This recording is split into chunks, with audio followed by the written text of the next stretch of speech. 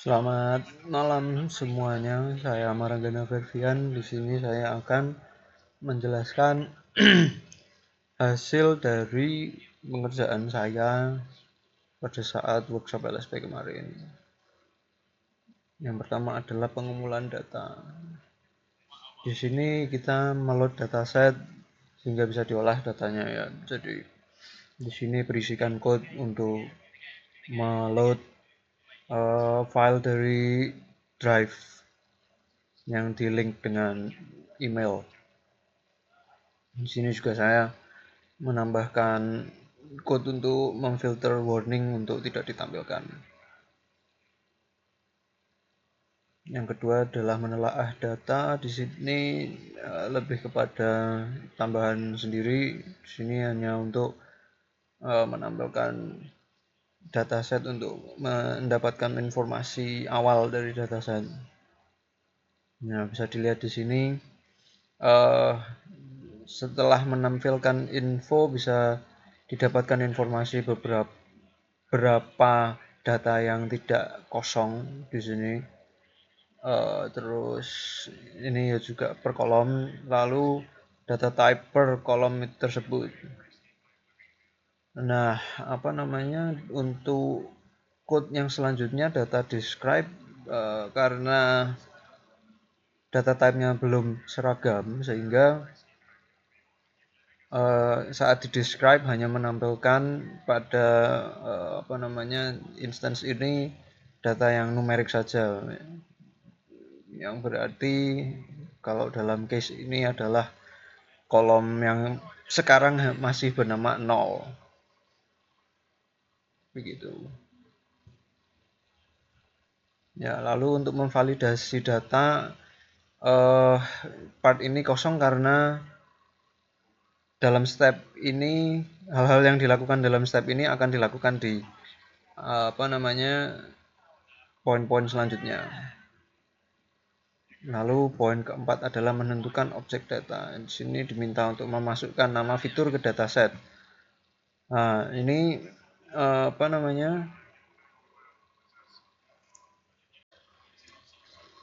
ya, yang poin keempat adalah menentukan objek data. Di sini adalah diminta untuk masukkan nama fitur ke dataset. Begini caranya. Dan ini nama-nama untuk penggantian nama kolom diberikan oleh penguji pada saat itu Pak Junta, dan bisa dilihat detailnya di sini. Di sini juga bisa dilihat detail dari per kolom data berarti apa. Nah, bisa dilihat juga di sini telah terganti untuk nama per kolom. Sebelumnya adalah ini. Nah, sekarang sudah berubah. Oke, nomor 4 sudah. Lalu kita lanjut ke membersihkan data. Di sini diminta untuk mencek data yang kosong dan mengubah tipe data yang tidak sesuai. Nah, di sini saya menampilkan lagi untuk memastikan bisa dapat mengecek. Di sini mengecek untuk missing value per kolom. Bisa dilihat ada beberapa kolom yang missing value itu tadi. Lalu di sini untuk mengecek apakah data sudah sesuai dengan formatnya atau belum, saya ngeprint tiap kolom unique value-nya. Nah, saya bisa melihat di sini apa saja. Nah, lalu baru untuk step selanjutnya diminta untuk mengubah yang tidak konsisten. Nah, di sini. Jadi di sini setelah saya analisa dari yang output dari yang sini, saya bisa mengetahui mana saja yang tidak konsisten. Dan ternyata ditemukan bahwa dalam kolom comfort dan decision ADM ini terdapat inkonsistensi. Dalam bentuk untuk comfort adalah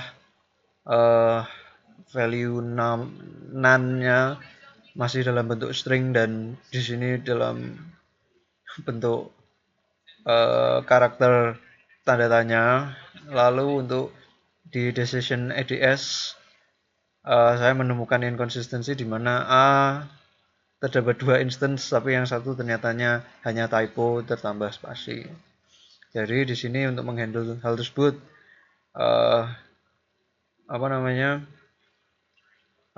untuk yang tanda tanya diganti dengan none itu tadi, lalu yang tertambah spasi dikoreksi menjadi yang seharusnya.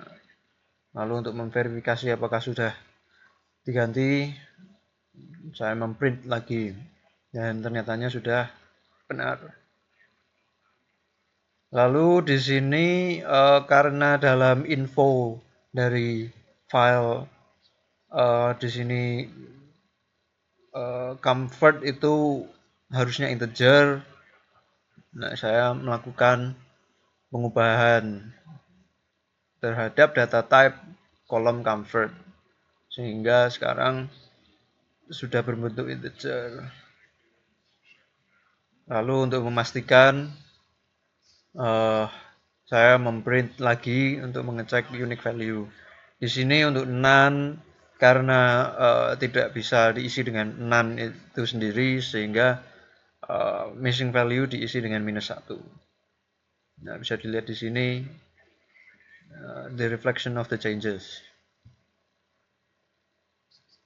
Oke, lalu kita lanjut untuk menghandle data yang kosong. Di sini saya melihat mana saja yang kosong dulu. Bisa ditemukan LO2, serve stable, decision ADM memiliki nilai kosong. Lalu karena data belum dibuat seragam untuk data type-nya sehingga harus di-split menjadi numerical dan categorical. Nah, ini adalah kodenya, lalu bisa di-print untuk melihat apakah benar, dan di sini benar. Lalu untuk ini mengisi missing value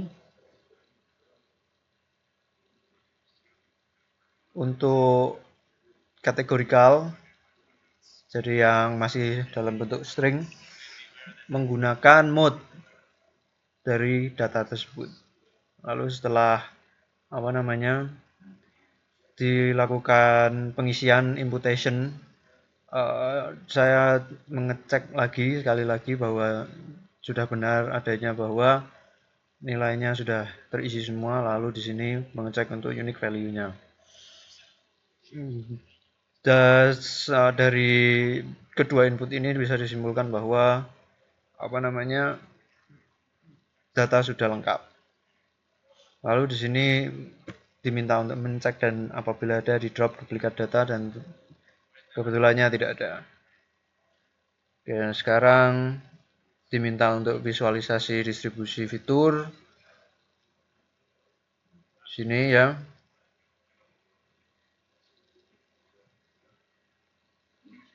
Oke. Lalu ini dibagi menjadi dua. Kategorikal dan numerical. Yang atas yang biru muda adalah numerik dan yang bawah adalah kategorikal. Selanjutnya diminta untuk mengecek fitur yang tadi kategorikal atau numerical dan juga diminta untuk menjadikannya numerik atau dalam kata lain di encoding. Di sini sekali lagi saya mengecek kolom-kolom mana dalam kategori yang mana. Di sini numerik adalah yang ini, yang kategorikal yang ini. Oke, terus di sini untuk melakukan encoding digunakan label encoder karena dari detail untuk data. Di sini ada lebih dari 2 label. Lalu untuk mengecek apakah sudah terjadi perubahan, saya memprint data yang sudah di encoding. dan bisa dilihat sudah berubah. Dan untuk memastikan hal tersebut dimunculkan lagi data info dan ya sudah benar semua data telah terubah data type-nya menjadi integer dalam hal ini, dalam kasus ini, sehingga sudah bisa dapat dilakukan preprocessing data. Lalu di sini saya menambahkan untuk pengecekan imbalance data dan bisa dilihat di sini ya ada imbalance, tapi untuk menghandlenya akan dibahas pada step selanjutnya. Masuk ke konstruksi data diminta untuk mengecek nilai korelasi menggunakan heat map. Ya, ini menggunakan library SNS untuk memunculkan heat map dan bisa dilihat heat mapnya di sini. Menurut saya untuk korelasi tiap fitur bisa dikatakan relatif rendah. Dan dari heatmap ini bisa informasi dari heatmap tersebut dapat membantu untuk melakukan seleksi fitur. Meskipun seleksi fitur yang saya lakukan di sini menggunakan cara komputasional, sehingga apa yang saya lakukan adalah men-select 7 fitur pertama yang memiliki korelasi tertinggi, sehingga dalam training model nanti akan menghasilkan akurasi yang tinggi. Ya, untuk melihat fitur apa saja yang telah terselect menggunakan code ini, saya memprint list mana saja. Lanjut ke step selanjutnya, menentukan label. Di sini diminta untuk men-split dataset. Karena tadi di atas sudah mendapatkan informasi bahwa ada imbalance data, sehingga ya mari kita bahas di sini apa yang saya lakukan.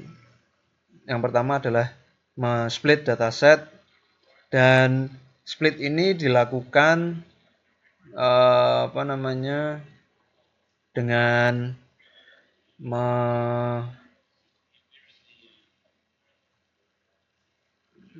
putting into consideration fitur-fitur yang telah di-select di sini, sehingga fitur yang digunakan hanya akan yang diambil oleh code yang tertulis di atas sini. Seperti itu. Lalu di sini adalah visualisasi untuk persebaran datanya. Ya bisa dikonfirmasi bahwa ini imbalance. Selanjutnya adalah untuk menangani imbalance data ini digunakan smooth di sini, dan perlu diketahui bahwa dari kesimpulan yang bisa ditarik dari info ini, salah satu kelas yang terpampang di sini adalah hanya memiliki data 2, sehingga untuk melakukan smooth tidak dimungkinkan, karena in order untuk data melakukan smooth yang notabene menggunakan nearest neighbor harus memiliki lebih dari X amount of data, sehingga untuk step selanjutnya untuk step di sini saya mengomit kelas itu ya, karena ya tadi tidak bisa dilakukan smoothing saking datanya sedikit. Oke, penjelasan itu selesai. Ini adalah visualisasi data setelah di smoothing. Lalu dimasukkan ke train test split. Di sini ditunjukkan bahwa code berfungsi. Lalu bisa dilanjutkan ke step selanjutnya, yaitu normalisasi. Karena di soal diminta menggunakan decision tree, apa namanya, di sini dituliskan opsional, penjelasannya adalah karena decision tree memanfaatkan apa namanya, tidak memanfaatkan metode semacam nearest neighbor itu lagi, menggunakan memanfaatkan distance ya berarti, sehingga penjelasannya adalah tidak terlalu terimpact hasilnya apabila dilakukan normalisasi. Ya memang akan apa namanya, hasil akan terimpact sedikit tapi tidak nominal, sehingga apa namanya, apabila tidak dilakukan normalisasi tidak masalah. Di sini normalisasi pertama-tama ya saya memvisualisasikan dulu persebarannya. Bisa dilihat di sini. Lalu dicoba apa namanya, normalisasi. Di sini saya menggunakan metode robust scaler ya. Setelah dilakukan normalisasi, saya memvisualisasikan lagi. Ya, di sini bisa dikonfirmasi bahwa ada perubahan. Lalu setelah melakukan normalisasi, bisa lanjut ke step modeling. Nah, karena di sini diminta untuk menggunakan model decision tree, ya inilah code-nya. Penjelasan section ini adalah code ini pada sel ini dilakukan pembangunan model menggunakan decision tree itu tadi, lalu di print untuk hasil akurasinya dan apa namanya, confusion matrix-nya. Bisa dilihat di sini akurasinya 61%, lalu apa namanya, detail untuk akurasinya di precision masih segini ya. Lalu untuk meningkatkan performa dari model dilakukan tuning hyperparameter menggunakan metode apa namanya, grid search. Ya, bisa dilihat inilah kodenya. Outputnya terdapat peningkatan pada akurasi dan detailnya pada confusion matrix juga apa namanya, tiap kategori di sini terdapat peningkatan. Lalu pada evaluasi model, ya ini adalah visualisasi confusion matrix. Jadi apa namanya, bisa dilihat prediksi yang dilakukan oleh model. Perlu diketahui, perlu diingat bahwa apa namanya, karena saya mengomit kelas yang memiliki data yang sedikit, sehingga di sini meskipun tetap tampil tetapi tidak termasuk untuk melakukan prediksi, sehingga kosong. Dan apa namanya, dengan mengomit kelas tersebut bisa disimpulkan bahwa hasil dari model menjadi lebih bagus. Nah, ini adalah apa namanya, kesimpulan yang bisa ditarik setelah melakukan eksperimen ini ya. Ini mengeprint apa namanya, akurasi dari model tanpa tuning. Bisa dilihat di sini precision recall F1 score. Lalu kesimpulan model menggunakan tuning seperti ini. Precision recall F1 score ini hanya perbandingan antara prediksi dari ini ya, apa namanya, jadi true positif, terus true negatif, false positif, dan false negatif itu tadi. Oke, sekian dari saya. Ini adalah temuan saya dari exercise dari workshop kemarin. Terima kasih, selamat malam.